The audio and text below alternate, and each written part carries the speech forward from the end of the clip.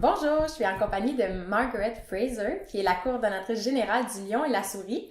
C'est une école d'aventure, ou on peut aussi l'appeler garderie en forêt, selon l'approche des écoles en forêt. On s'est rencontrés, en fait, c'est vraiment, je suis vraiment touchée de la façon que ça s'est produit. On était, moi et Vincent, à l'île du Prince-Édouard pour notre tournée pour participation. Pendant 1 an, on était sur la route pour faire la promotion de l'activité physique. Puis on avait différentes activités sportives qu'on faisait faire à toutes sortes de monde, dont des familles. Puis on s'est mis à discuter avec une des mamans. Ses 3 enfants jouaient. Vince jouait avec les enfants. Moi, je parlais avec la mère. Ça a comme cliqué. On a eu des belles discussions. On parle, elle m'explique qu'elle faisait son doctorat, elle a fait un mini-essai sur le jeu libre puis l'importance de donner de la liberté aux enfants, même en ville, pour qu'ils puissent se promener puis apprendre par eux-mêmes. Finalement, on s'est rendu compte qu'on habitait à 15 minutes l'une de l'autre à Montréal. Après la tournée, je l'ai recontacté, j'ai lu son essai et dans l'essai, elle vous citait en exemple, elle citait le lion, la souris en exemple et on s'est rendu compte aussi qu'on était à 15, comme on est à 7 minutes de vélo. Ouais. J'étais absolument émerveillée puis là, on a pris contact avec vous. Puis la première fois qu'on vous a visité, Vince, il serait pas reparti, je pense. Il y avait une activité, une garderie, les enfants jouaient dehors avec Megan. Puis il m'a dit je reviendrai comme tous les jours prendre des photos et être avec les enfants. Puis on s'est dit on a vraiment eu un coup de cœur. Puis à partir de ce moment-là, tu sais, on veut vraiment comme suivre vos développements puis travailler avec vous parce qu'on adore vos valeurs et votre approche. Fait que c'est de ça qu'on va parler aujourd'hui, un peu toute la philosophie autour du jeu mené par l'enfant puis de comment favoriser le jeu aussi à l'extérieur. Donc voilà, je vais te laisser la parole. On peut commencer un peu avec ton parcours personnel, puis qu'est-ce qui t'a amené éventuellement à fonder le Lion et la Souris? Ok, par commencer. Mon parcours personnel. En fait, moi, quand j'étais un petit enfant, j'ai grandi en juste jouant dans la forêt et sur la plage. Je sais, ça a l'air comme idyllique, mais c'était à peu près ça. En 4e année, j'ai dit à ma mère, l'école, ça fit pas vraiment pour moi. Okay. Puis toi, t'as dit ça à ta mère? Ouais, j'ai dit ça à ma mère. Wow! Puis, en fait, elle m'a obligée de donner des arguments pour pourquoi ça fit pas, puis ce qu'on pourrait faire si on va pas à l'école. Okay. Puis là, on a fait un plan de match. On s'est dit, l'année prochaine, je vais faire l'école à la maison. Puis on a trouvé un réseau qui était là dans notre petit village, puis tout. Puis là, c'est comme, j'ai vraiment passé du temps à l'extérieur. Puis c'était tellement important pour moi dans mon développement, mais aussi comme dans mon confiance en soi. Et j'étais comme une fille de 10 ans qui avait la liberté de tout faire, de faire mes cabanes dans la forêt, de les défendre quand les garçons qui voulaient toujours les prendre, de mener mes enquêtes scientifiques, tout ça, comme juste dans mon espace à moi, partagé avec mes amis, mais comme dans le flux d'une forêt qui appartient à un peu n'importe qui, on sait pas trop. Tu sentais que t'avais un ancrage là, que t'étais capable de... Vraiment. Puis cette expérience-là était comme tellement importante pour moi, qui fait que des années plus tard, je suis revenue à ces mêmes principes de base en tant qu'adulte. Donc, comme j'ai fait un diplôme de 2e cycle en développement économique communautaire, c'est là où j'ai rencontré Megan, qui est aussi cofondatrice. Puis on a fait un projet sur garderie proche d'éducation. On a parlé beaucoup de l'éducation participative, démocratique. Qu'est-ce que ça pourrait être vraiment d'avoir des enfants qui sont impliqués dans leur propre développement, puis de leur donner la liberté de leur faire confiance et de vraiment aller au fond de l'idée de respecter les enfants. Donc on a comme monté un projet, puis après c'était comme... Mais on a fini nos études, on n'a pas d'autre chose à faire. Donc, est-ce qu'on fait ça pour de vrai? Pourquoi pas? Puis on a commencé. Puis là, je suis tombée enceinte. Donc, c'était comme ça tombait bien qu'on a commencé. Puis mes 2 enfants que j'ai eu après avoir commencé le Lion et la Souris ont été capables de participer aux activités aussi. Puis on a commencé vraiment avec l'idée qu'on ferait quelque chose qui fit avec les valeurs des parents dans notre coin. Donc, on connaissait beaucoup de parents. Je pense que tout le monde qui était dans l'équipe fondatrice travaillait d'une façon ou d'une autre avec des enfants, comme autour du Myland, Plateau. Puis on connaissait beaucoup de familles qui se disaient comme, on n'est pas vraiment satisfait. En fait, c'est comme, on sent qu'il y a quelque chose qui manque dans l'expérience de nos enfants, dans les milieux plus typiques, les milieux de galerie typiques. Donc, on était comme, OK, à partir de ça, qu'est-ce que nous on ferait? Donc, on a testé beaucoup de choses, on en a parlé beaucoup avec les parents, puis on s'est rendu compte que le chant impossible était à côté de nous. C'était comme même pas par exprès qu'on a commencé à côté du chant impossible. Le chant impossible, c'est un ancien terrain vague. Maintenant, c'est un espace vert protégé par la Ville de Montréal, qui est co-géré par un groupe de citoyens et l'arrondissement, qui est en renaturalisation. Donc, c'est un espace où le but, c'est vraiment que ça soit naturel, pas que ce soit un parc aménagé. On n'aura jamais un terrain de jeu, puis on n'aimerait pas l'avoir, parce que pour nous, l'espace naturel, c'est ça le meilleur terrain de jeu pour les enfants. Donc, comme avec ça au côté, on était comme... on amenait les enfants là-bas quelques fois par semaine, puis avec le temps, on était comme, mais c'est ça, comme, quand on voit la magie que nous, on vit avec les enfants, c'est ça ce qui se passe au chant impossible. Donc, avec le temps, on s'est adapté pour que maintenant, on passe la plupart du temps dans le chant impossible, des espaces verts à côté aussi, mais que maintenant, on commence et on finit nos journées à l'extérieur le plus que possible. On passe tout notre temps dehors, puis on s'est vraiment mis dans le mouvement des écoles en forêt et le jeu libre. Puis initialement, est-ce que vous aviez, vous disiez, on va peut-être être une garderie à la maison? C'est quoi les avenues possibles avant de découvrir le champ des possibles? En fait, pour nous, c'était toujours un OBNL. C'est comme, on voulait toujours être un organisme, comme, pour que les parents puissent venir, comme, nous voir, puis dire, hey, j'ai trouvé quelque chose qui m'en parle, j'ai trouvé mon monde, j'ai trouvé des autres parents qui partagent mes valeurs. Que ce soit comme un groupe de gens qui travaillent ensemble. Même au début, quand on a commencé, la seule activité qu'on faisait, c'était la galerie. Maintenant, on fait tellement d'autres choses aussi. On fait des camps de jour, des clubs parascolaires, des événements communautaires, tout ça. Puis mais même au départ, on faisait des événements communautaires parce qu'on voulait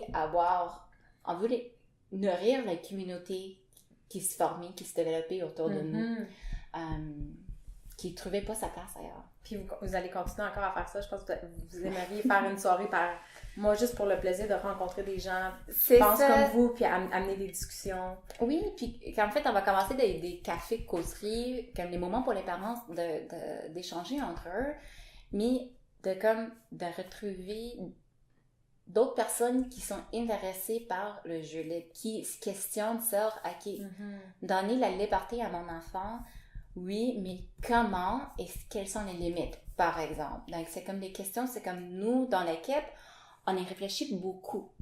Donc, on comprend que c'est pas clair, puis il faut d'autres personnes avec lesquelles vous pouvez parler pour faire cette réflexion-là, pour arriver à une réponse qui est adaptée à vous et à votre réalité. Donc, on aimerait ouvrir nos portes pour encourager aussi la réflexion que nous, on vit en tant qu'équipe, entre les parents aussi. Et aussi les autres éducateurs et éducatrices dans le monde, dans le mouvement des écoles en forêt. Je pense que c'est ça qu'on a aimé. On a assisté à 2 de vos formations. Puis moi, ce qui m'a vraiment touchée, c'est pas vous n'êtes pas arrivé avec un livre de règles à respecter puis à dire si vous appliquez tout ça, vous allez réussir. C'est plutôt de dire il y a des principes généraux. Puis là, selon votre contexte, que vous soyez une garderie à la maison, que vous soyez en banlieue, à la campagne, etc., c'est de trouver qu'est-ce qui correspond le mieux pour favoriser le jeu avec l'enfant puis le contact avec la nature, mais il n'y a jamais de bonne réponse. C'est toujours un acte de réflexion puis de trouver ce qui est adapté à nous. Puis on dirait que c'est tellement apaisant parce qu'on se rend compte qu'il n'y a jamais de mauvaise réponse. C'est ça.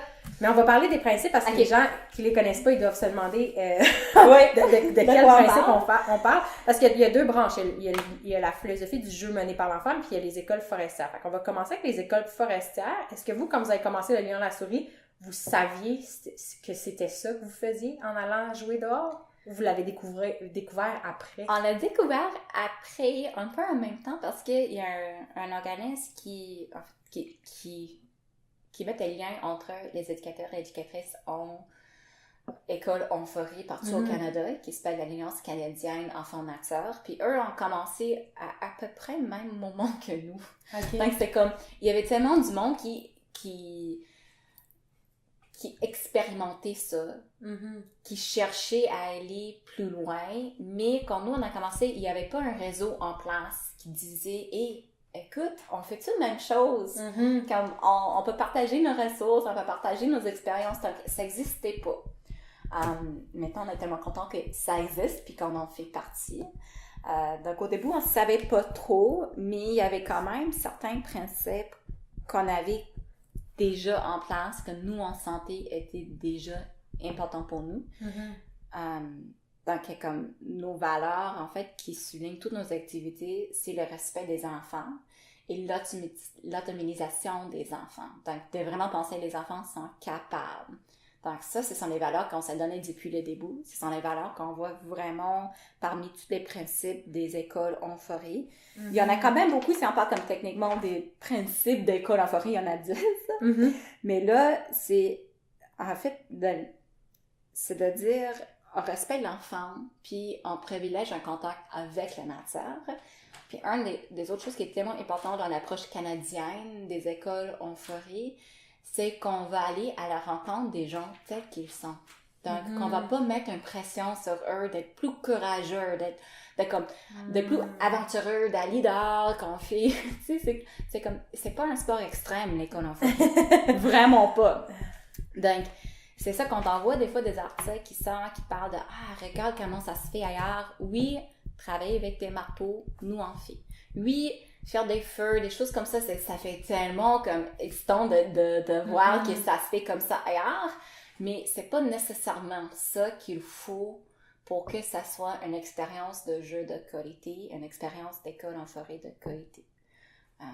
C'est de donner la possibilité à l'enfant de vivre différents scénarios, mais pas d'imposer quoi que ce soit en se disant il y a un but final, puis qui apprennent à jouer avec du feu, ça va le rendre, comme tu disais, plus courageux, plus ci, plus ça, plus ça. Il n'y a pas comme une fin en tête. Non. De où amener l'enfant, puis comme s'il était incomplet, puis il fallait l'amener dans cette direction-là. C'est plutôt où est l'enfant, puis de lui offrir un contexte où il peut découvrir ce que lui aime. Oui, puis nous, on travaille beaucoup avec ce qu'on appelle les pièces lèvres. Ce sont des objets ouverts, polyvalents, qui peuvent être utilisés de 1000 façons dans le jeu. Donc là, comme la pièce libre typique que tout le monde connaît de leur enfance, c'est la boîte en carton. Comme l'histoire de l'enfant qui reçoit un cadeau, mais qui joue avec la boîte en carton. Parce que la boîte en carton, ça a plein de possibilités. Ça peut être tout, disons.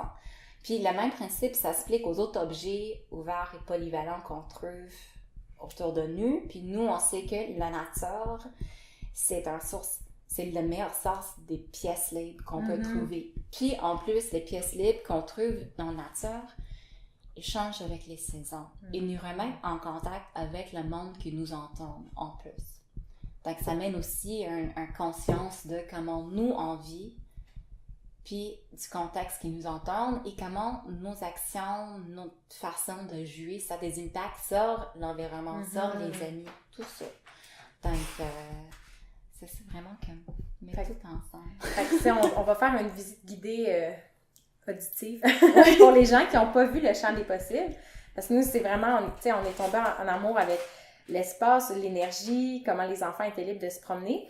Fait que le champ des possibles, comme tu disais, c'est un endroit, c'est un terrain naturel qui sera pas aménagé de manière hyper structurée. Parce que, encore une fois, s'il y a une structure de jeu, ça amène les enfants à jouer tous d'une certaine façon. Mais si tu as un terrain libre avec plusieurs, des arbustes, des arbres, l'enfant, c'est plus une aventure, puis il y a différents espaces. Fait que, mettons qu'on fait une petite visite guidée aux gens, leur expliquer, tu sais, je me rappelle, vous avez comme des coins spécifiques. Vous avez l'arbre, vous avez les arbustes, vous avez le container. Fait que je sais pas si tu peux m'expliquer un peu, un enfant qui arrive à votre école d'aventure le matin, c'est quoi l'univers qu'il voit devant lui? OK. Donc là, le matin, on arrive à une place que nous, on appelle le marché des possibles. En fait, c'est un espace-là qui n'a pas vraiment de nom, mais il y a un événement qui se passe là, quelques fins de semaine par année, qui s'appelle le marché des possibles. Nous, on continue à utiliser le nom pour cet espace-là, qui est comme... Puis c'est un espace avec des arbres, les branches sont assez bas pour qu'on puisse grimper là-dessus.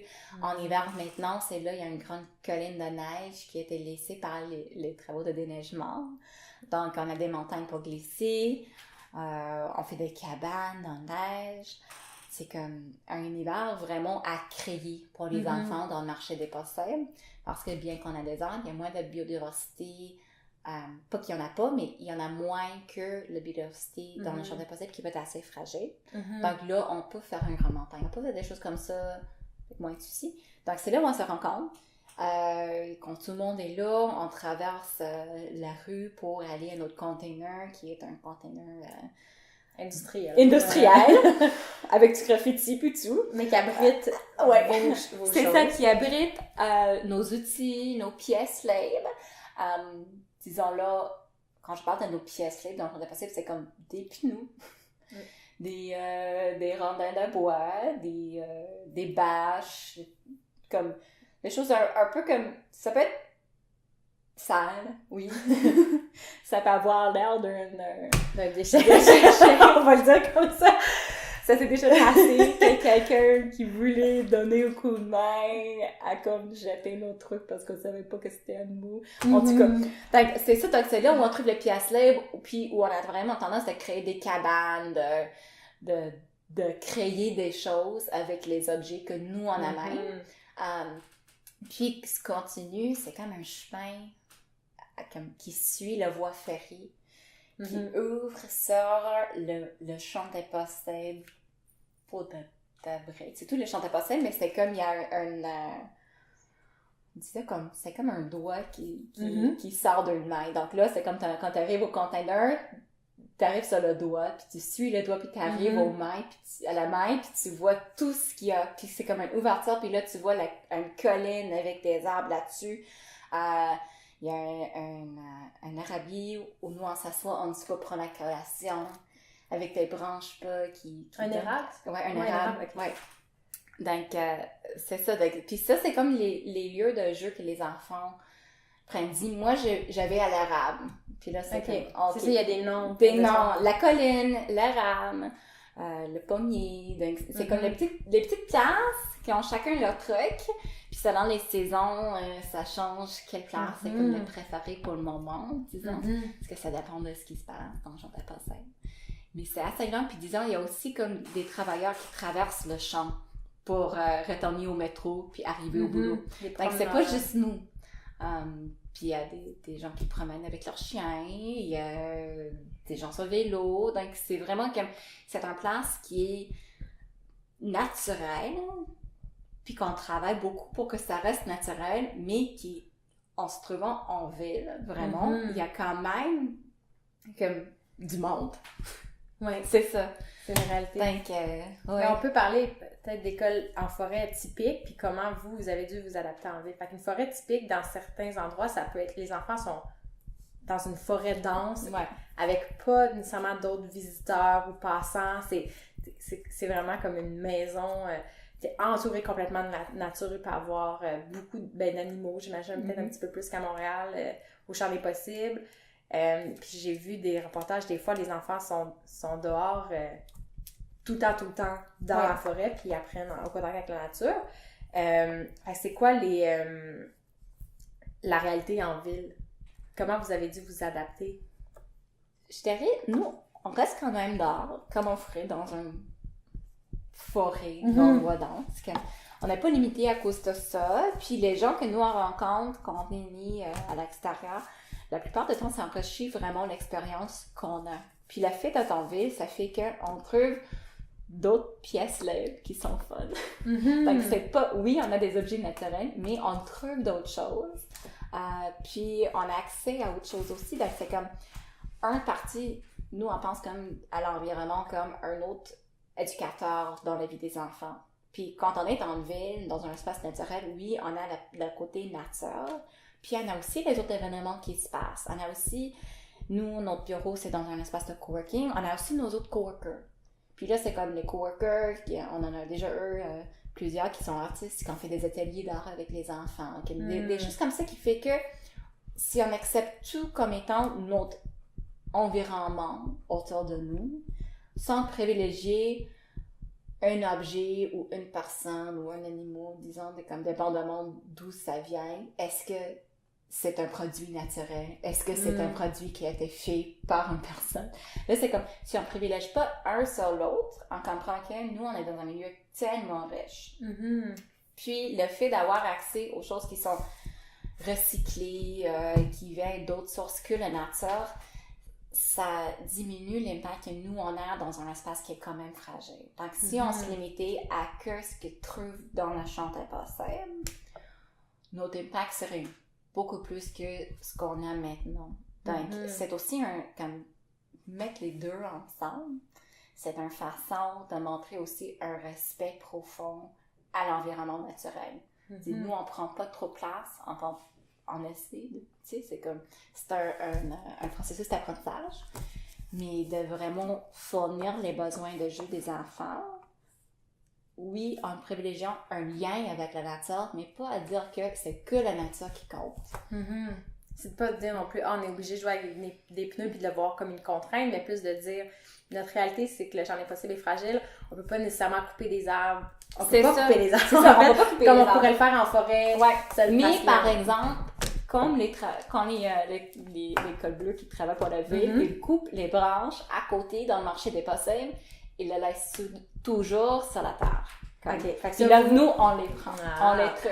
Après Noël, on prend les sapins. C'est comme on profite d'autres sources pour les pièces des objets de jeu qui existent en ville. Là, si t'imagines, c'est comme si quelqu'un va pas couper une branche puis la laisser par terre pour que tu la trouves si t'en as vraie forêt.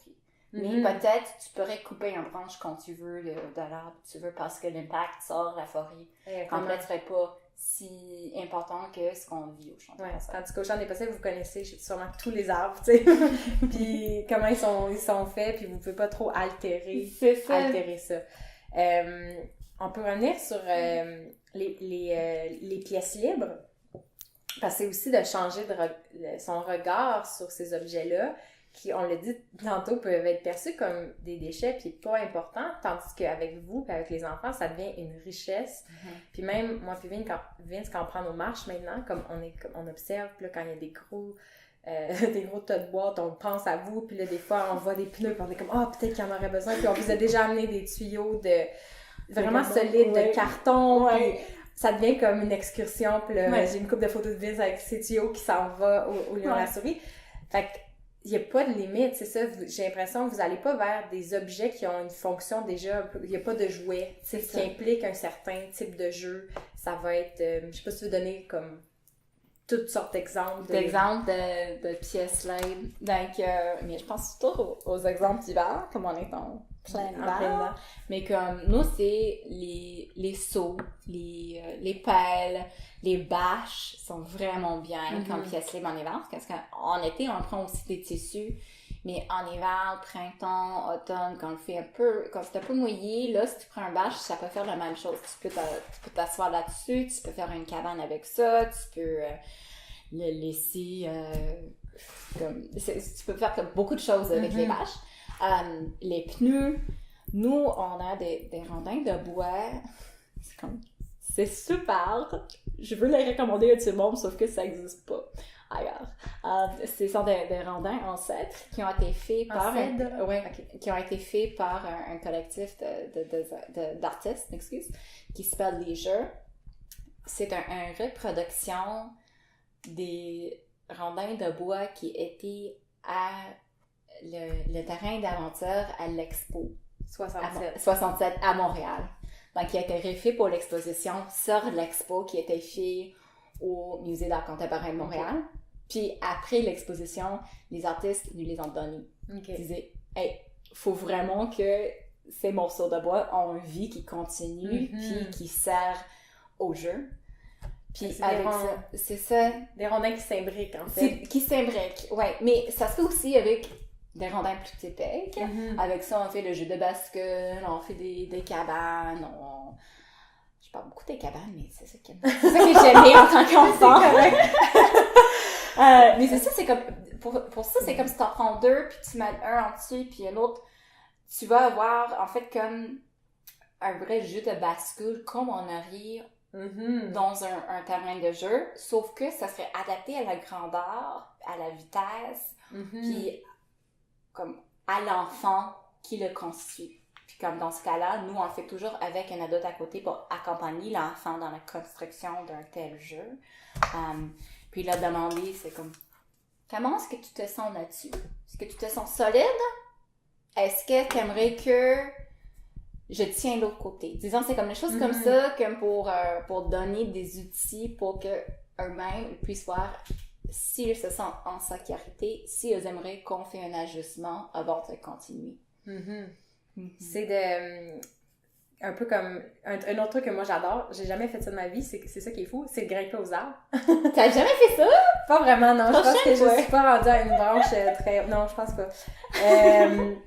Puis vous donniez l'exemple de, au lieu de dire à l'enfant, va là, fais pas ci, fais pas ça, nanana, c'est de lui demander comment il se sent quand il est en train de montrer, c'est quoi les techniques. Fait, je vais te laisser expliquer comment un enfant peut monter à un arbre selon la philosophie du... OK. Donc, monter dans un arbre, pour nous, en fait, là, c'est un cas où nous, on a des règlements. On comprend que monter dans un arbre, c'est un type de jeu risqué. Il y a un chercheur qui a nommé les 5 types de jeux risqués, qui s'appelle Alan Sandsetter. Un des types, c'est le jeu à hauteur. Donc là, OK, grimper dans un arbre, c'est le jeu à hauteur. Pour bien soutenir le jeu risqué, il faut un adulte. On comprend. Donc là, pour nous, le règlement de grimper dans un arbre, c'est qu'il faut demander. Il faut que l'enfant, comme, vienne te voir et dire « Hey, moi, j'aimerais grimper dans un arbre. Est-ce que tu peux m'accompagner? » Parce que là, si on a besoin d'accompagnement, il faut un adulte à côté. Donc, il faut demander. Là, quand tu es dans l'arbre, nous, on demande de toucher l'arbre à 3 points en tutant. Donc là, c'est comme, OK, si tu es en train de bouger un pied, tu t'assures avant de le bouger que les 2 mains et l'autre pied soient bien ancrés dans l'arbre. Okay. Puis comme ça, tu peux jeter. Puis là, c'est comme ce qu'on pourrait faire en tant qu'adulte. On dit, OK, est-ce que tu touches où? Est-ce que tu touches à 3 points? OK. Puis comme quand on voit un enfant qui veut aller plus haut, on dit, OK, as-tu pensé à où tu vas mettre ta main? OK. Donc, avant de bouger, tu penses où tu vas mettre. Donc, ça, c'est une façon d'encadrer ce qui se passe, mais en même temps, de laisser ça à l'enfant de gérer le pied. Puis, nous, on dit, en mettre un limite sur la hauteur auquel l'enfant peut grimper aussi. Donc, jamais plus que 2 fois l'hauteur de l'enfant. Parce que les bénéfices de grimper dans un enfant, à partir de cette hauteur-là, c'est moins important que les risques qu'il y a si l'enfant tombe. Donc, si on tombe de 2 fois l'hauteur de l'enfant risque d'avoir un blessure beaucoup plus grave que si c'est un hauteur qui est moins que ça. Donc, nous, on a dit, en tant qu'adulte, avec l'information que nous, on a en tant qu'adulte, on met cette limite-là. Parce que le bénéfice de grimper, ça dépasse plus les risques liés à ça, à cette hauteur.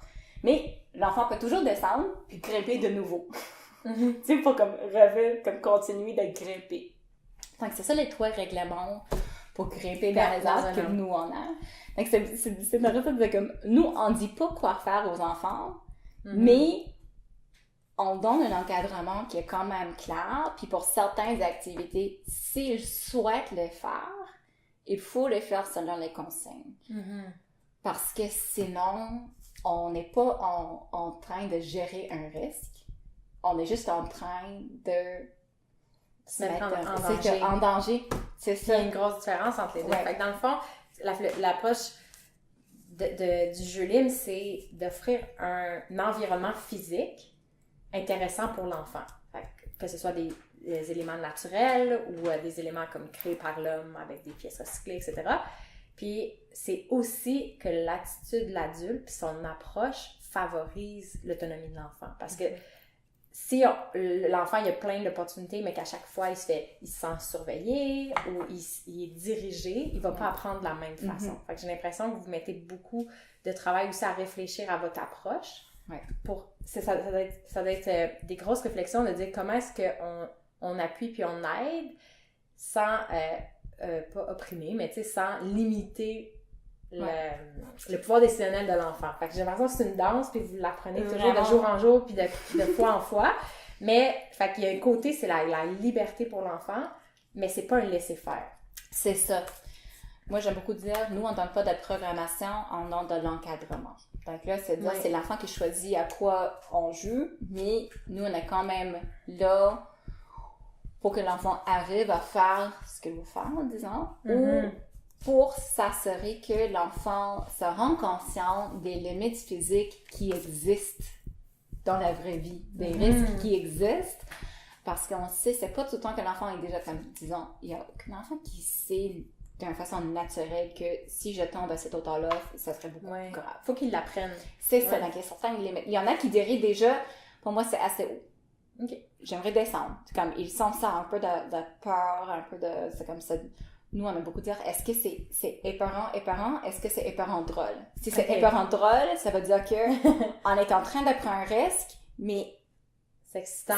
C'est excitant, puis on est conscient de ce qu'on fait, puis c'est quand même bien. Mais dès que ça devient épeurant, ça veut dire que le corps de l'enfant a dit, non, je suis à ma limite, je suis plus capable, puis à ce point-là, quand on est vraiment dans la peur, on n'est pas capable de gérer nos émotions, nos pensées, nos risques. Donc là, c'est comme, OK, c'est fait. Mais je vais comme revenir un petit peu sur le jeu live, juste parce qu'il y a une définition pour le jeu live qui est partagée un peu partout au monde. Ça vient du Royaume-Uni, mais c'est comme, c'est utilisé ici aussi dans les écoles en forêt, partout quand on parle de l'animation par le jeu, qui est une discipline qui existe au Royaume-Uni. Là, tu peux même avoir un doctorat en animation par le jeu. Mais c'est ça la définition. Il y a 3 choses, en fait, les 3 critères pour que quelque chose soit considéré le jeu live. Faut que ça soit dirigé par l'enfant. Faut que ça soit choisi librement. Et faut que ça devienne une motivation intrinsèque. Donc là, quand tu as parlé de l'environnement qu'on a, c'est ça. Nous, on a dit, OK, c'est ça ce qu'on vise. Dirigé par l'enfant, choisi librement, motivation intrinsèque. Qu'est-ce que nous, en tant qu'adultes, on peut faire pour que ça soit vraiment l'expérience de l'enfant? Donc là, c'est comme choisir librement. Par exemple, il faut des choix. Faut des choix ouverts, qui sont des vrais choix. Là, on parle des pièces là. Motivation intrinsèque, puis même dirigée par l'enfant. C'est comme, faut que l'enfant soit capable de se dire, OK, nous, on joue à être des écureuils, disons, puis c'est ça comment ça se fait. Moi, je suis la maman, toi, t'es le bébé, puis on fait comme ça. Donc, au lieu d'avoir un adulte qui arrive, qui dit, ah, la semaine passée, on a vu beaucoup d'écureuils. Vous vous y êtes intéressé. Donc là, aujourd'hui, j'ai amené ma marionnette d'écureuil, puis on ferait comme un jeu. Donc, ça peut être intéressant pour les enfants, mais si on la force, si on dit, ah non, mais c'est ça l'activité aujourd'hui, les amis, c'est plus dirigé par les enfants. Puis, pour la motivation intrinsèque, si on est toujours en train de faire des comparaisons, de faire des concurrences, ou de privilégier le bout au lieu du processus, là, ça peut devenir une motivation qui n'est pas intrinsèque, qui est comme, en fait, pour nous faire plaisir en tant qu'adultes. C'est comme les enfants qui veulent des bonnes notes, des enfants qui veulent dire et regarde ce que j'ai fait. Comme... Puis là, c'est plus difficile parce que c'est possible de faire une cabane, mes cabanes préférées. C'est possible de faire une cabane pour le plaisir de la faire, puis pour jouer à la cachette, puis tout. C'est aussi possible de faire une cabane pour montrer que moi aussi, je suis capable de faire une cabane comme mon frère. Puis parce que j'aimerais que quand ma maman vient me chercher, elle voit ma cabane, puis me dit « Hey, t'as bien fait. » Donc, c'est possible que ça parle vraiment de notre lien avec les enfants, puis comment nous, on parle avec eux de ce qu'ils font. Donc là, nous, c'est difficile aussi parce que les enfants demandent aussi ce type d'attention, mais de dire « Ah, je suis vraiment fière de toi, t'as beaucoup travaillé à un moment où ça a été difficile. » Au lieu de dire « Je suis fière de toi parce que t'as fait le truc. » Donc, puis c'est drôle parce qu'on l'a fait à un des ateliers avec Gabi, qui est une autre de vos animatrices. On était des adultes, puis elle nous a fait jouer avec les pièces libres. Puis c'est drôle parce que je regardais toutes les possibilités, puis au début, t'as un peu peur parce que tu te dis, il y a beaucoup de choix, puis on dirait que tu sens toujours dans la vie, surtout quand on a passer notre vie dans une école traditionnelle, structurée, où les ordres te viennent de l'extérieur, justement, c'est pas une motivation intrinsèque, c'est très dirigé, tu as l'impression qu'il y a toujours une bonne réponse, il y a une bonne façon de faire. Puis là, moi, j'avais juste envie de m'asseoir puis de dessiner. Puis avec de la craie, puis on a dit c'était fun, j'ai appris qu'on pouvait dessiner avec de la craie sur de la neige. Mais il y a toujours une petite voix dans ma tête qui se disait, est-ce que je devrais être en train de faire une cabane? Est-ce que je devrais être en train de faire ci? Non. Puis là, finalement, c'était, aïe, non, si j'aime ça, si j'ai envie, c'est tout ce que ça prend, tu sais. Puis finalement, débuter dans ta bulle, puis il y a peut-être d'autres personnes qui vont venir interagir avec toi, puis le jeu évolue. Mais parce que, dirigé par une envie, t'es mené par une envie, puis c'est vraiment exploratoire.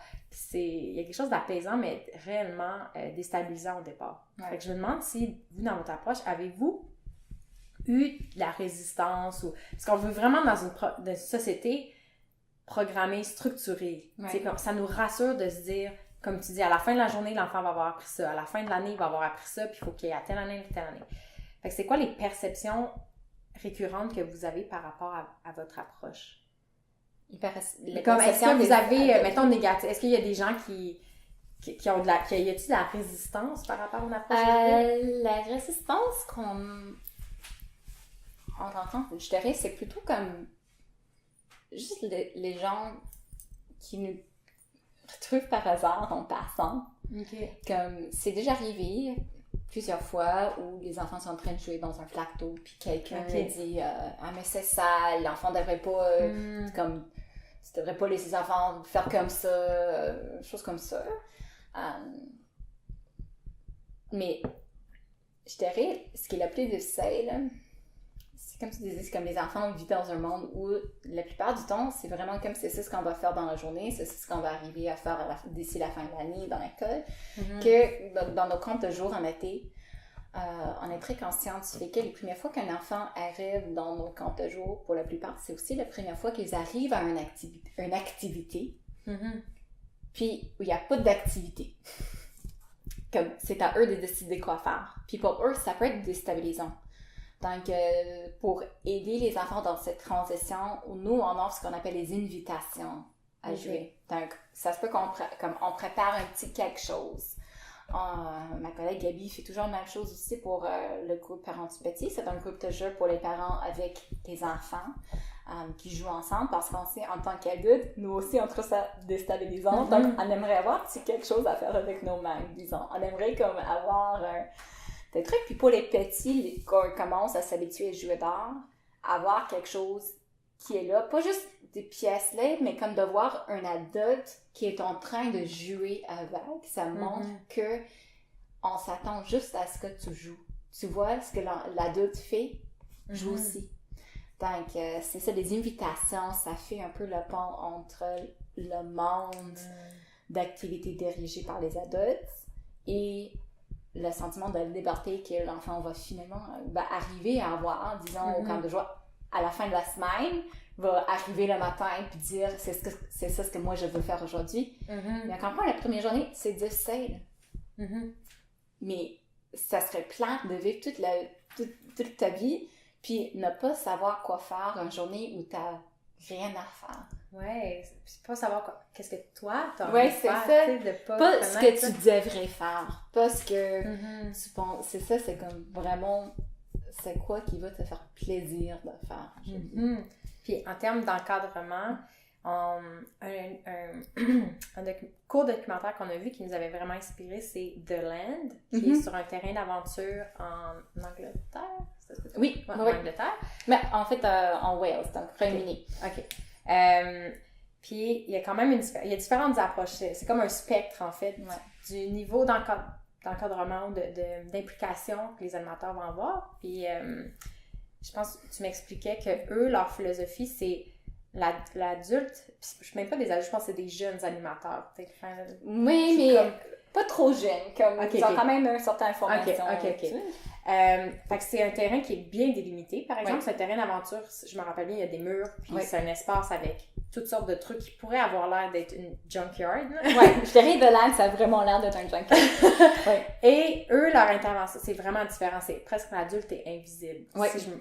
Puis même nous, on parle de l'importance de se rendre invisible. Parce que si l'enfant sent vraiment la présence de l'adulte, le regard de l'adulte va changer ces activités, va changer son comportement, tout ça. Parce que là, on sent qu'il y a quelqu'un à côté. Puis on commence à penser à ce que cette personne-là pense de ce que nous, on fait. Donc là, ça fait que ça a un impact. Donc, nous, on parle de porter un cap d'invisibilité. C'est un terme qu'on prête de l'animation par le jeu, sur un mini, des terrains d'aventure comme The Land. Puis, ce que j'aime beaucoup dans ce documentaire-là, c'est comme il y a un moment où les enfants sont en train de faire un feu, puis il y a un animateur qui est à côté, qui fait sembler de chiller. Mais, en fait, nous, on connaît, il est déjà venu nous visiter ici à Montréal, puis là, on a parlé de ces moments dans le documentaire, puis là, j'étais comme stressée, j'essayais de checker tout ce qui se passait, mais comme, en même temps, ils connaissaient ces enfants très, très bien. Ils connaissaient comme leur démette, ce qu'ils avaient déjà fait dans le passé, puis mais comme, dans le documentaire, elle a vraiment l'air d'être relax. Mais dans la vraie vie, elle était comme en plein mode gestion de risque, évaluation, mais elle a bien porté son cap d'invisibilité. Parce qu'il voulait pas que son émotion d'inquiétude aille sur les enfants puis que ça interfère. Mais il faut qu'il reste présent. C'est ça, elle était présente, comme vous voyez, checker tout ce qui se passait, avait déjà en tête un plan d'action, c'est comme le seau d'eau qui était à côté de lui, mais comme caché, pas comme pour voir. Mais je sais pas, mais c'est comme, c'est le genre de truc-là qui était en tête. Puis je pense qu'il s'occupe aussi d'enlever, comme, quand on parlait de la différence entre un risque et un danger, mais l'adulte est vraiment présent dans le sens où ils font toujours des tournées, puis tu sais, s'il y a des planches de bois avec des clous, ils vont les enlever. C'est ça. Puis nous, on fait, de notre façon, on fait la même chose sur notre site au Chante Possible. C'est la vérification des lieux où on fait la gestion des hasards le matin avant d'arriver des enfants. Donc, avant d'aller dans un espace, il faut toujours être checké. Il faut toujours voir ce qui se passe. Puis, comme on a des documents d'évaluation de site, des documents d'évaluation de risque d'activité, comme toutes ces choses, où on pense vraiment, étant donné qu'on n'a pas un plan de ce qu'on va faire, il faut vraiment penser à tout ce qui pourrait arriver pour qu'on soit pris. Donc là, ça prend beaucoup de planification en avant, beaucoup de réflexion après. C'est un processus d'apprentissage continuel. C'est ça, le travail de l'adulte, tu me fais réaliser à quel point c'est une mise en place, puis un entretien des lieux, puis du groupe, de l'énergie du groupe, pour s'assurer que dans le moment de jeu, ça se déroule bien, puis qu'il y a moins de réel danger possible, mais l'adulte est encore présent. C'est pas de la négligence ou du laisser-faire, pas du tout. Puis surtout qu'en ville, j'ai l'impression qu'il y a des choses qui apparaissent qui apparaîtraient pas dans une forêt normale. Il y a comme des objets ou des substances ou whatever il y aurait pas en forêt, puis vu que c'est pas un environnement fermé, vous devez être doublement alerte puis faire votre tournée chaque matin. On est en ville, ça fait que il y a d'autres groupes qui travaillent là-dessus, donc on a plus la possibilité de faire des partenariats. Donc, puis de faire des liens, d'avoir accès aux ressources et au soutien selon besoin. Donc, disons, oui, de temps en temps, c'est comme ça arrive qu'on trouve des verres cassés, disons, comme on en a trouvé cet été. Puis comme les bouteilles de bière. Mais là, c'est comme, on savait que ça venait d'un événement qui est à côté. Puis comme tout le monde se connaît, on peut dire, hey, est-ce que vous pouvez dire comme prochaine fois, comme on met les poubelles ici, ou c'est plus facile pour ce que ça arrive moins. Puis en fait, c'est comme le fait qu'on se connaît, puis qu'on est dans un petit monde, fait qu'on peut travailler ensemble pour mieux éviter ces moments. Pas dire qu'il n'y en a pas, mais on peut les éviter en travaillant ensemble, puis on peut travailler ensemble aussi pour les adresser, pour que quand on a un problème, que ça tombe pas juste sur nous parce que nous, on est les seules personnes qui sont là sur le site, puis les autres disent c'est trop loin pour nous de venir dans un coup de main. Fait que c'est vraiment de connaître son environnement, tu sais, vraiment. De connaître les gens aussi, puis ça revient un peu l'enfant qui serait libre en ville. Il y a souvent la perception, puis je sais pas si ça serait quoi l'expression équivalente en français, mais en anglais, c'est tellement puissant, c'est stranger danger, comme l'enseignement aux enfants que les étrangers, c'est des menaces potentielles. Un peu comme tous les étrangers, c'est des menaces potentielles. Fait que ça vient, si c'est ça la vision du monde, je comprends qu'il y a une peur viscérale de laisser un enfant libre d'une certaine façon, de lui donner un petit peu plus de distance.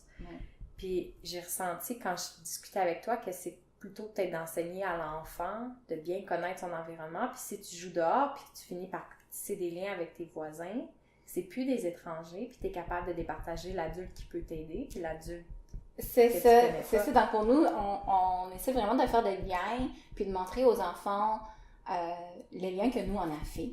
Pas que ça, c'est une personne de confiance. Donc c'est ça, que si jamais un enfant se trouve en danger ou perdu, ou je sais pas trop, si l'enfant a déjà vu que les parents avaient un lien avec ce voisin-là, c'est plus probable que l'enfant va y aller pour demander de l'aide. Puis là, ça m'a fait penser à une histoire de mon enfance. Là. C'est comme ma mère avait une garderie en milieu familial chez nous. Puis là, il y avait une fille, une voisine, qui n'était pas à la garderie depuis longtemps. Elle était genre déjà au secondaire. Puis là, elle est arrivée chez elle un jour, puis il y avait les gens d'une compagnie de déménagement chez elle qui connaissaient pas les hommes, les inconnus. Puis elle était comme, je sais vraiment pas quoi faire. Il y a des hommes que je connais pas chez moi. Puis mes parents m'en ont pas parlé, donc c'est comme je sais pas ce qui se passe.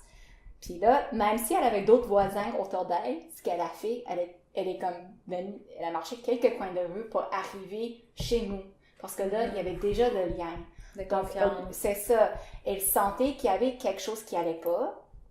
Donc, elle a été capable d'aller chez quelqu'un à qui elle a déjà fait confiance pour en parler, pour dire, OK, qu'est-ce qui se passe? C'était avant du temps des cellulaires. Donc là, c'est comme on a téléphoné, les parents disent, c'est juste le nouveau divan qui arrive, disons. Mais là, c'est comme, si elle n'avait pas ce lien-là, qu'est-ce qu'elle aurait fait? Elle aurait eu comme ce moment de, est-ce que je rentre en contact avec ces hommes qui me rendent inconfortable? Puis là, c'est comme si t'es inconfortable. Selon moi, c'est comme, faut écouter vraiment ton corps. Ton corps est en train de te dire quelque chose. Que c'est peut-être pas ça ce qui serait la meilleure chose à faire. Donc là, le fait d'avoir des liens comme ça fait que t'es plus en sécurité. C'est ça. C'est fou, hein, parce que j'ai l'impression qu'il y a un réflexe en ce moment dans la société dans une volonté d'aider l'enfant, puis d'éviter qu'il se blesse, qu'il y ait des problèmes, des tristesses. On essaie de rendre les environnements les plus confortables et sécuritaires possibles. Puis c'est comme si on est rendu à un extrême dans le temps où ça devient problématique parce que si l'enfant n'est pas exposé à des défis, s'il ne fait pas face à l'adversité et résout les choses par lui-même, il va être de moins en moins autonome, il va être de moins en moins confiant en ses propres capacités. Fait que c'est la réflexion de dire, est-ce que je rends l'environnement comme de la ouate ou est-ce que mon enfant, je limite les dents où? Est-ce que je limite certains dangers vraiment évidents et que j'amène mon enfant à développer ses capacités?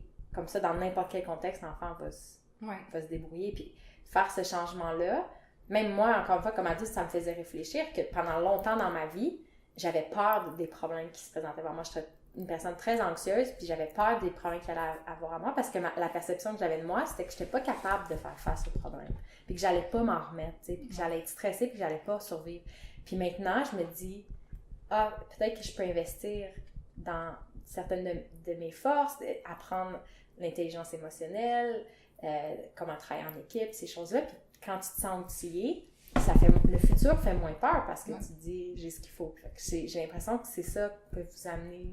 C'est là où vous amenez les enfants. Puis nous, on sait vraiment, c'est comme, on parlait tantôt de l'environnement, de la rendre sécuritaire, puis tu sais, c'est certain, il y a certains hasards. Nous, on dit un hasard, c'est pas un risque, c'est quelque chose avec lequel on s'engage consciemment. C'est comme, je sais c'est un risque, je le prends, je fais attention à ce que je fais parce que je suis consciente de ce qui se passe. Si je prends ici, parce que vos enfants utilisent ici, en tout cas des marteaux, des outils, il y a un risque de se couper, il y a un risque de se frapper les doigts. Mais, comme tu disais avant, si je marche, puis il y a un clou qui sort d'un morceau de bois, puis je le vois pas, ça, c'est pas quelque chose avec lequel l'enfant s'engage de façon volontaire, c'est quelque chose qui est comme juste là, puis ça, c'est un hasard. Donc, c'est dans l'adulte de gérer ça. Mais quand on regarde la tendance de fournir des environnements de jeu qui sont très, très, très sécuritaires, je dirais comme trop sécuritaires, là, c'est parce que c'est comme, on comprend que, oui, il y a une gestion de risque à faire, mais on essaie de faire cette gestion de risque par l'environnement même. En fait, en vidant tous les risques de l'environnement, qui fait que le rôle de l'adulte, c'est juste comme surveiller. Il reste plus rien à faire. Mais finalement, ce qui arrive, c'est que comme il n'y a pas de matériau de jeu qui est engageant pour l'enfant est comme pas grand-chose à faire, donc on finit par avoir des conflits sociaux. Donc là, l'adulte passe beaucoup de temps à gérer les conflits sociaux qui se passent entre les enfants dans un environnement qui visait vraiment comme pas de conflit, comme que tout le monde soit en sécurité, tout ça. Puis nous, on fait l'inverse. On dit, OK, l'adulte va vraiment... C'est l'adulte qui gère les risques, puis pas l'environnement. On s'attend pas à ce qu'il y a aucun risque dans l'environnement. En fait, on veut qu'il y en ait pour que les enfants ont des défis à leur hauteur. Si on n'a pas de défis, on n'a pas cette processus d'apprentissage, on n'a jamais le feeling éperon, drôle, qui est si important. C'est comme un moment important dans le développement. Puis de savoir qu'on peut faire face au challenge, on peut vraiment arriver à faire quelque chose, même si au début on avait un doute, disons. Donc, nous, on voit, c'est l'adulte qui gère les risques, puis pas l'environnement de jeu dans notre vie. J'ai l'impression, là, vous avez fait partie de l'émergence de... Vous êtes les pionniers dans l'idée des écoles en forêt, au moins au Québec, dans l'idée du jeu libre. Puis j'ai l'impression maintenant, vous êtes vus comme des experts, puis vous êtes invités par des écoles plus traditionnelles qui se rendent compte du problème. Oui. Puis qui aimeraient repenser les choses, puis que c'est pas toujours facile parce que c'est un système, justement, c'est un système qui vit dans la structure, dans les objectifs. Mais là, ils ont envie de faire les choses différemment. Fait que je pense justement cet après-midi vous partez là. C'est ça, cet après-midi on va dans une école. Puis là, c'est la deuxième fois qu'on fait visite là, chez eux. Puis là, en fait, les éducateurs et éducatrices du monde, les enseignants sont comme enthousiastes pour le jeu libre. Puis pour nous, ça fait vraiment du bien de voir à quel point les personnes travaillant dans des institutions qui dans le passé ont été assez traditionnels dans leur pensée de gestion de risque. Là, c'est comme il y avait un moment où tout le monde craignait pour les problèmes légaux, comme faut qu'on soit comme... C'est complexe. C'est exactement, on veut pas qu'il y ait d'accident parce que les parents, les assurances veulent limiter les risques. Il y a comme beaucoup d'intervenants. Fait que là, la pression fait que l'école veut enlever tous les possibles. Puis ça a été un peu ça dans le passé. Puis là, on voit de plus en plus d'écoles qui ont vécu ça, qui ont aussi vécu les autres problématiques qui sont venues maintenant, étant donné que les enfants n'avaient pas de matériaux de jeu engageants pour eux. Donc là, elle commence à revoir qu'est-ce que nous, on pourrait faire pour offrir une expérience de jeu qui est riche, qui est complexe à tous les élèves. Donc, juste le fait qu'il y a des écoles qui commencent à se demander ça, au lieu de dire, OK, c'est quoi le règlement qu'il nous faut pour qu'il y ait plus de conflits dans la cour à la récré, de vraiment penser, OK, pourquoi on a ces conflits? D'aller plus au profondeur. Pour nous, c'est un très bon signe que on va de plus en plus dans la bonne direction. On commence à vraiment penser aux enfants, aux élèves, comme les êtres humains au complet, qui sont capables, puis qui devraient être respectés aussi. J'ai lu une citation, je ne pourrais pas la répéter de manière exacte, mais ça m'avait vraiment touchée de dire un enfant, c'est pas un futur adulte, c'est pas... Faut pas le voir comme « Ah, il y a du potentiel », faut le voir comme étant entier à ce moment même. C'est pas de dire « Ah, il y a 2 ans, c'est cute, je vais le former pour qu'à 18 ans, il soit un adulte. » Non, c'est en ce moment, l'enfant, il est entier, sa vision du monde est valable, puis d'essayer de voir le monde de son œil à lui, Puis comme tu dis, comme les choses, souvent, c'est conçu dans un monde d'adultes, puis on se rend pas compte qu'on a tout enlevé les choses qui peuvent être stimulantes à la hauteur d'un enfant. Puis j'ai l'impression, moi, je suis pas surprise que les écrans sont de plus en plus attrayants parce que l'environnement autour de l'enfant ailleurs est de moins en moins intéressant. Fait qu'au lieu d'essayer peut-être d'avoir une approche de limiter les écrans, puis d'être dans une approche très disciplinaire, ça peut être intéressant de juste donner des opportunités encore plus intéressantes qui vont naturellement ramener l'enfant vers autre chose. Parce que si dehors, les structures de jeu sont de plus en plus ennuyantes, c'est pas pour rien que les enfants veulent peut-être plus aller dehors. Puis souvent quand les enfants sont devant les écrans, c'est comme quand ils sont à la maison, puis c'est parce que le parent a autre chose à faire, puis veut que l'enfant joue toute seule. Puis il y a d'autres façons de faire c'est ça. Puis, il y a d'autres façons, mais ce qui est comme chez nous, ouais, j'ai 2 enfants, on a des écrans, on s'en sert à certains moments. Puis là, mais comme tu disais, on commençait aussi, c'est comme mon fils, en fait, commençait à demander à regarder la télé chaque fois qu'on revient de l'école. Puis là, au début, j'étais comme, en fait, lui, il est comme moitié réveillé quand il descend de l'autobus scolaire, parce qu'il s'endort tout le temps. Il fait une mini-sieste, ok, tu prends ton moment relax. Mais là, avec le temps, j'ai comme aussi offert d'autres choses. Puis maintenant, ça arrive qu'elle arrive à la maison. Des fois, elle demande la télé. Des fois, elle demande de faire un peu de yoga. Des fois, elle demande de se faire des câlins. Choses comme ça. Donc, ça fait que, oui, offrir des choix fait que l'enfant peut faire d'autres choses. Puis là, t'as comme de rendre ses choix visibles aussi. Souvent, la télé, les écrans, fait comme, on le voit chez nous. Donc là, si l'enfant arrive, puis tout ce qu'on voit, comme en fait, c'est le cas dans mon salon. Dans mon salon, tout ce que lui, il peut voir qui est vraiment à lui, ça serait la télé. Puis il pense à ça. Mais si je le fais entrer dans sa chambre, où il trouve tous ces objets de jeu, là, il commence à penser à autre chose. Donc, puis même comme adulte, nous, c'est ça qui nous a amené à réaménager la pièce dans laquelle on se trouve pour faire plus un espace de travail.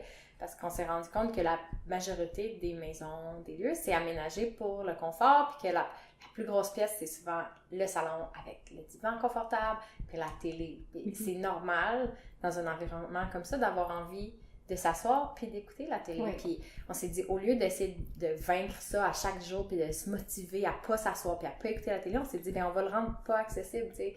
C'est un peu comme avec certains aliments junk food qu'on aime vraiment beaucoup, puis on sait qu'on peut pas avoir dans nos armoires parce que on y pense tout le temps, tu sais, c'est comme, il y a des chips, là, fait à la place, on se dit, on va peut-être en manger quand on n'est pas chez nous, mais chez nous, on n'en achète pas, comme ça, t'es moins exposé, puis c'est moins drainant de faire un choix, parce que t'as juste pas la possibilité, puis maintenant, c'est plus, comment dire, c'est ça, c'est plus facile de vraiment travailler, parce qu'on s'est dit, l'intention dans cet espace-là, c'est de travailler, fait qu'on va aménager les choses en conséquence.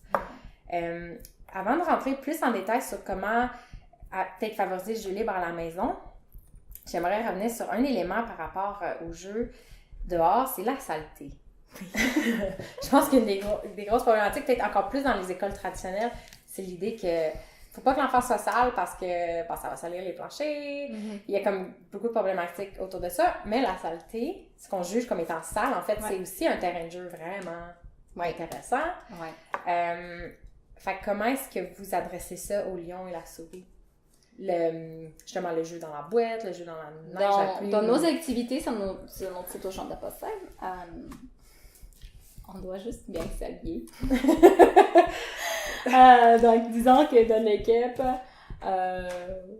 on a tous comme des manteaux de pluie, les pantalons de pluie, bottes de pluie, en hiver, c'est pantalons de neige, puis comme dans notre guide à l'intention des parents, c'est d'expliquer comment habiller un enfant pour l'hiver. Donc, pour nous, c'est vraiment qu'on s'habille bien, puis nous, on a aussi des vêtements d'extra dans le cas où on en a besoin. Donc, c'est comme, on demande aux parents d'envoyer des enfants avec 2 paires de mitaines, 2 paires de bas tous les jours, mais là, nous, on en a aussi. On a aussi des pantalons de pluie, on a aussi des ponchos à prêter selon le besoin, qui fait qu'on sait que c'est comme, c'est pas le fait d'être sale, mais dès qu'un enfant soit mouillé, ça change vraiment l'expérience. Là, c'est comme, c'est difficile d'ignorer le fait d'être mouillé. Là, ça devient inconfortable. Puis, selon la météo, ça peut devenir dangereux aussi. Donc, c'est pour ça que nous, on a aussi notre stock à partager avec les enfants. Dans les écoles, en fait, une des façons qu'on trouvait pour limiter l'impact de la salubrité dans l'école, c'est d'obliger les enfants à porter des pantalons de neige. Puis on avoue qu'en fait, l'hiver, c'est un des moments le plus facile de commencer vraiment le jeu à l'extérieur dans un contexte d'école, parce que les enfants arrivent déjà bien habillés. Ils arrivent bien habillés. avec les pantalons de neige. C'est déjà dans leur routine de les mettre, de se déshabiller quand on rentre après les récré. Donc, le fait que bien s'habiller, c'est dans leur routine, c'est plus facile. Puis, c'est quelque chose qu'on peut continuer avec d'autres types de vêtements quand le météo change. Puis, c'est aussi un moment où il y a tellement de neige, qui est un pièce superbe, mais qui n'est pas sale. Donc, c'est comme les enfants et l'équipe de l'école peuvent vivre des bons moments en jouant avec la neige. Puis, quand ça devient le moment de se demander est-ce qu'on a le droit de jouer dans le bout? C'est comme comment est-ce que nous on investit dans notre cours d'école? Nous, on a beaucoup les carrés de sable, mais comme disons, les énormes carrés de sable dans lesquels beaucoup d'enfants peuvent jouer à la fois. Donc, quand ça devient le moment de se dire qu'est-ce que nous, on veut mettre dans notre cours d'école, ou est-ce que nous, on se permet de jouer dans cette partie-là, qui est très attirante pour les enfants, on aurait déjà des souvenirs des bons moments quand on a eu dans la neige, où la salubrité n'était pas en question. Donc, c'est comme le fait d'avoir déjà vécu les bénéfices de jouer avec des pièces libres naturelles, puis d'avoir été bien habillé, ça donne une motivation de continuer de le faire. Puis de se dire, OK, peut-être, c'est ça, puis comme, peut-être on investit, ou on fait un levée de fonds, ou comme je sais, c'est comme les enjeux financiers, c'est autre chose, mais comme d'avoir une bibliothèque de vêtements d'extérieur, ou comme de dire au début de l'année, OK, quand l'enfant vient, il amène les chaussettes d'intérieur et des bottes de pluie. C'est une chose qui se fait à certaines écoles au Royaume-Uni. Des bibliothèques. Des bibliothèques de vêtements. Puis comme ça, tout le monde peut être bien habillé. Parce que je pense qu'on a beaucoup la perception. Je pense que la pluie, c'est la pire température dans le sens où la neige permet de faire des choses. C'est comme tu dis, c'est un matériau de construction. Mais la pluie, c'est un peu, il n'y a rien à faire, puis c'est désagréable, puis on reste à l'intérieur. J'ai l'impression, au Lyon-la-Souris, vous sortez dehors. Oui, enfant dehors. C'est quoi les opportunités que la pluie va offrir? La pluie, mais évidemment, il y a des flaques d'eau. Puis, juste de jouer avec de l'eau, vraiment. Donc, nous, quand on pleut beaucoup, on se fait un abri avec une grande bâche, des très, très grandes bâches, pour on peut se mettre à l'abri de la pluie. Mais en même temps, c'est comme ça arrive souvent qu'on met des seaux à l'extérieur pour attraper de l'eau, pour jouer avec. Donc, c'est comme... Puis aussi, la pluie, ça fait sortir certains animaux, insectes qu'on voit pas sinon. Donc, comme la pluie, pour nous, c'est le moment d'aller à la recherche des escargots. Donc, c'est ces choses-là, ça change l'environnement, puis c'est ça dans un environnement naturel, c'est dynamique. Donc, avec chaque métier, il y a aussi la question, qu'est-ce qu'on va trouver aujourd'hui? Parce que quand le météo, ça change, l'environnement change aussi. Donc, il faisait toujours 25 degrés, puis il était comme agréable, ciel bleu. Il y a tellement de choses qu'on ne verrait jamais, parce que c'est pas le météo idéal pour beaucoup de choses.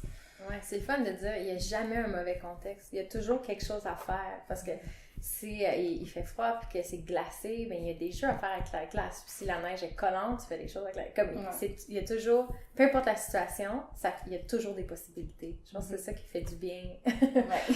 C'est de se rendre compte de ça au lieu de voir seulement les contraintes, tu sais, puis de penser à l'inconfort que ça peut créer. Puis pour ce qui est de la vie à la maison, ce que j'aime aussi, c'est que l'idée des pièces libres ou d'aménager un espace, c'est possible à la maison, justement. C'est pas comme, il faut une grosse structure de jeu, puis je peux pas mettre ça dans ma cour. C'est même un petit espace peut accueillir le jeu des enfants, puis favoriser le jeu. À quoi ressemble ta maison, en fait? La maison, OK. Donc... Mais nous, notre maison, c'est comme une configuration assez traditionnelle. Le salon, c'est le salon. La cuisine, c'est la cuisine. Puis c'est aussi où on mange. Le champ des enfants, là, en fait, je viens de tout réorganiser pour que les jeux soient plus accessibles à mes fils. Puis comme ça, ils voient ce qu'ils ont comme matériaux de jeu pour sortir, pour ranger. Mais là, je dirais, c'est comme une chose qui est que moi je trouve intéressant dans la chambre de mes enfants, c'est que malgré tous les jouets qu'ils ont, là, c'est comme, ils cherchent toujours, ils font toujours dans le recyclage pour trouver des tuyaux en carton. Puis là, c'est comme si on finit, disons, papier de toilette, puis je m'attends au recyclage. Mon fils arrive, puis il me dit « Et maman, c'était à moi! C'était mon truc! » Pourquoi tu jettes mon truc? Là, tu peux plus rien chez la maison parce que tu sais jamais si c'était là. Donc là, c'est comme puis avoir mon fils voulait tellement une épée. Donc là, on en a fait un en carton. Puis lui, c'est comme ça lui dérange. Il voulait quoi, une épée. Une épée, ok. Puis ça lui dérange pas du tout que ce soit en carton. Puis le fait que c'est en carton, ça fait aussi que comme c'est pas si grave, si on frappe quelque chose, ça fait pas mal, tu sais, c'est des choses comme ça. Puis, mais eux, ils prennent vraiment tout ce qu'on a dans la maison pour faire. Donc, je dis comme, les jouets typiques sont dans la chambre de mes enfants. Puis là, on a aussi comme des meubles d'arrangement qui sont à leur hauteur pour qu'ils puissent vraiment avoir accès. Puis, ils ont des lits superposés. Puis là, une des choses qu'ils aiment faire tellement, c'est faire des spectacles. Donc, ils grimpent sur le meuble d'arrangement pour faire un spectacle, puis qui est à côté du lit superposé, puis ils grimpent sur le lit. Ça, c'est comme, ils ont fait un parcours pour grimper par-dessus. Mais vraiment, le fait que moi, j'ai rien mis sur les meubles d'arrangement, comme mes fils prennent ça comme un table de jeu, table de Lego, comme il fait des spectacles là-dessus, donc ça devient une scène.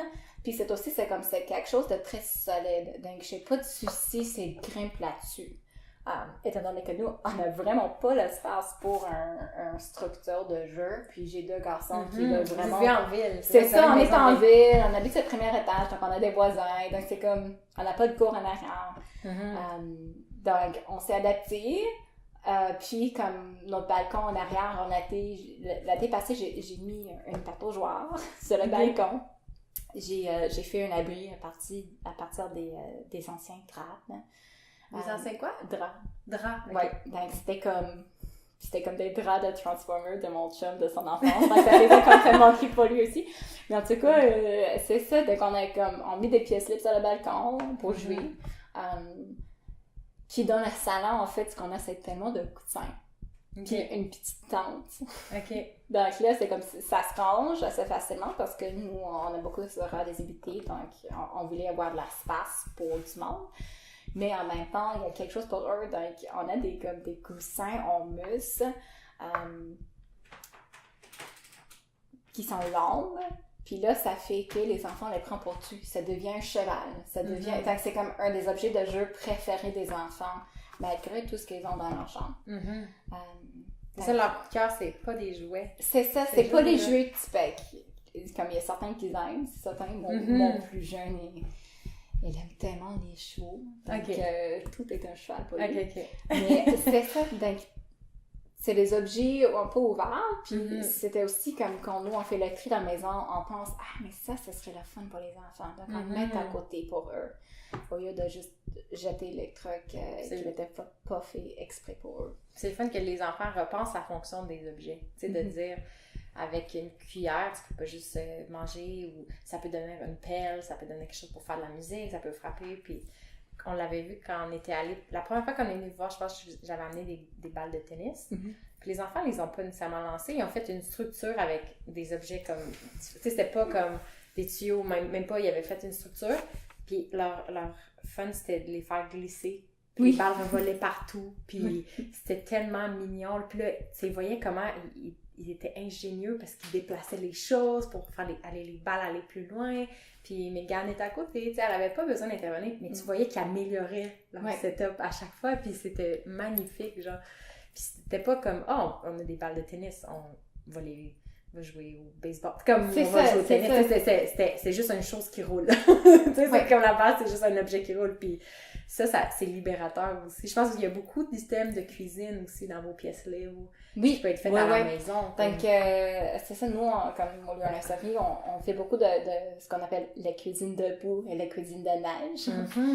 Fait que, OK, on a beaucoup cette pièce-là naturelle, la boîte de neige, mais qu'est-ce qu'on pourrait ajouter à notre stock pour que les enfants puissent jouer encore plus avec eux.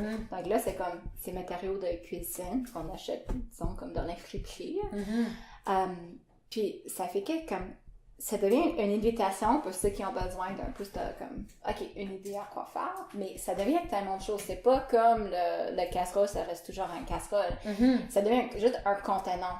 Puis pour les petites mains, les cuillères de cuisine, ça peut être beaucoup plus facile pour une manipulation à petite échelle qu'une grande pelle, disons. Puis nous, on joue avec le ton, c'est comme disons les pelles pour la salade sont pas si solides d'habitude, ils sont pas assez solides pour aller dans la neige comme dans le glace. Les trucs en plastique. C'est surtout ça, avec le froid. c'est ça, c'est comme ça en plastique. Puis c'est ça, c'est comme ils sont disponibles partout, mais c'est difficile d'en trouver qui sont solides, qui vont durer un bon bout de temps et qui peuvent être comme solides pour la neige. Donc c'est pour ça que des ustensiles de cuisine, comme ils sont faits en métal, c'est robuste, on pourrait dire. Donc, ça devient des pelles aussi. Ça devient super intéressant. En termes de... Dans ton parcours, justement, j'ai l'impression qu'il y a des idées qui ont émergé en testant les choses au fur et à mesure. Comme tu disais, tu as tout appris en partant ton propre projet. Mais est-ce qu'en cours de route, il y a eu des associations, des experts ou des livres, peu importe, des auteurs qui t'ont inspiré puis qui t'ont amené des idées? En fait, quand nous, on a commencé à vraiment parler de l'animation par le jeu, on a travaillé avec un organisme au Royaume-Uni qui a en fait formé des membres de notre équipe en animation par le jeu, qui s'appelle Pop-Up Adventure Play.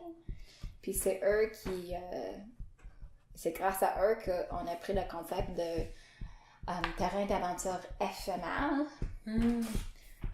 Eux l'appellent ça Pop-Up Adventure Playground. Et c'est un modèle d'innovation qu'eux ont développé, que nous on prête pour nos animations lors des événements et festivals publics. Qui est juste le fait d'amener des pièces libres comme recyclées. Là, on dit comme des pièces libres plutôt doux, donc moins de risques. Vu que vous connaissez pas nécessairement les enfants. Vu qu'on ne connaît pas l'enfant, qu'on n'a pas leur contexte, puis là, comme dans ces contextes-là où on a une certaine liberté, mais les hasards, il y en a moins à gérer, fait qu'on peut passer plus de temps à vraiment intervenir auprès des parents, puis comme d'outiller les parents pour qu'eux se sentent à l'aise de devenir eux-mêmes pour soutenir le jeu libre. Donc, ça fait d'une activité de jeu vraiment une activité communautaire et de partage. Donc ça, c'est un organisme qui est important pour nous dans la demande de l'animation par le jeu. Puis pour les écoles en forêt, c'est l'Alliance canadienne Enfants Nature qui est à Ottawa, qui aussi nous en formés, mais qui sont partenaires importants pour nous, vraiment pour faire rayonner les principes, pour faire rayonner les écoles en forêt au Québec. Parce qu'eux, ils font pas d'animation, pas de garderie. Mais en fait, ils étaient comme liés à Ottawa Forest School. OK. Donc, c'est comme quand même un site. OK. Mais ils font aussi le travail de faire les liens entre les écoles en forêt partout au Canada. Puis, ils se sont donné comme la tâche de faire un réseau entre nous pour qu'on puisse partager nos expériences et nos savoirs. Puis mettre ça ensemble pour faire certains, comme par exemple les principes des écoles en forêt, qui ne sont pas les principes qui ont juste été comme développés dans le bureau de l'Alliance. C'était pas ça, c'est comme vraiment comme en travaillant, c'est un travail collectif avec les personnes travaillant dans les écoles en forêt partout au Canada. Puis comme ça, ce qui est sorti, c'est une approche qui est comme adaptée vraiment à notre contexte au Canada. Donc, c'est un peu autre de ce qu'on voit aux États-Unis, disons. C'est un peu autre de ce qu'on voit au Royaume-Uni. Ici, c'est vraiment le jeu libre qui est à la base. Donc, le jeu libre en nature. Est-ce que c'est quoi les différences que vous voyez avec les États-Unis ou l'Europe? Mais personnellement, j'ai pas eu d'expérience là, mais comme les autres... les personnes que je connais qui travaillaient dans ces contextes-là me disaient que là-bas, c'est comme était un peu plus dirigé. Mais comme... Puis il y avait certaines capacités qu'on voulait développer un peu plus. Disons comme aujourd'hui, on va apprendre à faire ça. Pas tout le temps, mais qu'il y en avait un peu plus. puis qu'il y avait un peu plus de bricolage, disons. Donc, c'est, comme je disais avant, c'est comme, ça peut être un peu d'un spectrum, disons, comme si on est tellement géré par l'adulte, si on en est moins. Puis des fois, c'est pas nécessairement le pays, c'est pas nécessairement l'organisme même dans lequel on se trouve. Ça peut être aussi comme la différence entre deux animateurs. Pour nous, c'est certain, c'est comme, dans tout, comme on s'engage à ce que tout ce qui se passe dans notre organisme, ça suit vraiment les principes de jeu mené par l'enfant. J'imagine qu'une question qui revient dans tous les documentaires que les écoles en forêt se font poser, c'est mais quand l'enfant rentre à l'école, là, est-ce qu'il y a à niveau avec les autres? T'sais? Est-ce qu'il ne devrait pas être en train de faire des mathématiques puis décider ça? Fait que je comprends que si on succombe à cette pression-là, on finit par devenir un peu plus dirigé puis à essayer de juste être un avant de l'école traditionnelle. Tandis que vous, c'est vraiment de rechanger l'approche.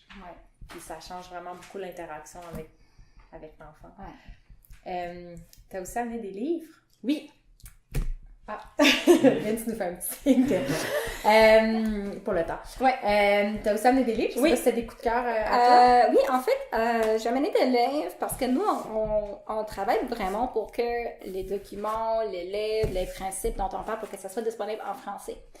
Nous, on est conscients du fait qu'on a un certain privilège, en parlant aussi anglais, d'avoir accès à ces informations, à ces réseaux qui se font maintenant, les réseaux qui se font autour du jeu libre, autour des écoles en forêt, qui se passent principalement en anglais. Puis là, ça fait longtemps que je cherchais des livres en français. Puis j'ai toujours comme un auteur coup de cœur là-dedans. Du Québec, c'est Francine Ferland. Elle est chercheuse, puis elle écrit des livres pour l'hôpital Saint-Justin.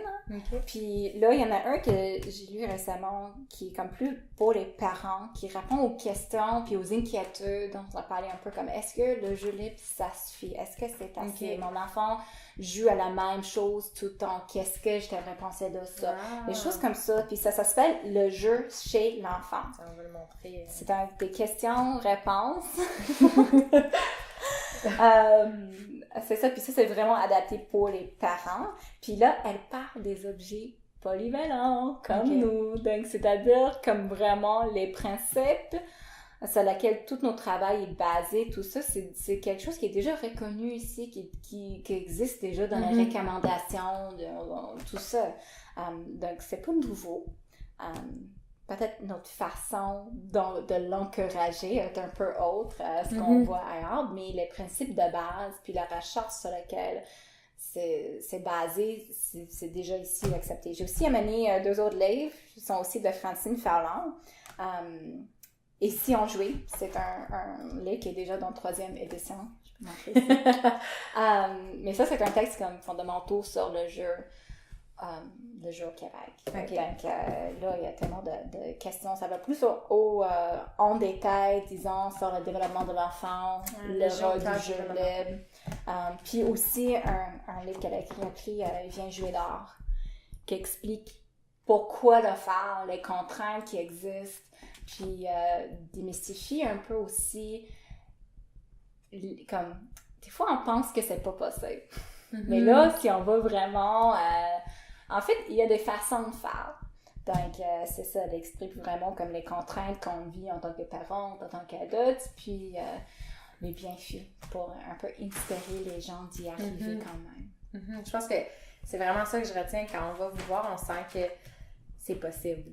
Qu'il y a toujours des solutions, peu importe le contexte. Puis, c'est ça, nous, on est 2 adultes, on n'a pas d'enfants, mais comme on pense tellement souvent à vous, dans notre approche à comment on aménage notre maison, comment notre petite voix intérieure, on se parle à nous-mêmes pour intégrer nous-mêmes du jeu puis un peu plus de liberté dans notre quotidien. Puis je connaissais pas ces références-là, fait que merci beaucoup de les avoir amenées. On va les mettre aussi dans les notes du podcast pour que les gens découvrent Francine Ferland. T'as un engagement cet après-midi, comme on disait, dans une école. Fait que faut aller chercher Gabi au parc à côté. Fait qu'on va on va te libérer. Merci beaucoup pour ta présence, Margaret. Je pense qu'on va se revoir. Peut-être qu'on va même inviter Gabi et Mégane dans le futur parce que on adore travailler avec vous. Donc, terminé. Les gens qui aimeraient vous suivre, médias sociaux, où est-ce qu'on vous trouve? Facebook, Le Lion et la Souris. Instagram, c'est le même.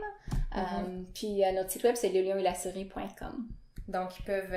là, vos programmes sont complets pour les enfants, c'est ça qui est fou. Ouais.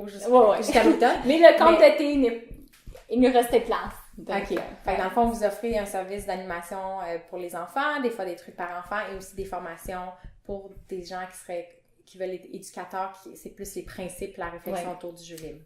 Donc, faites ça. Fait que merci encore, puis on va se revoir bientôt. Merci!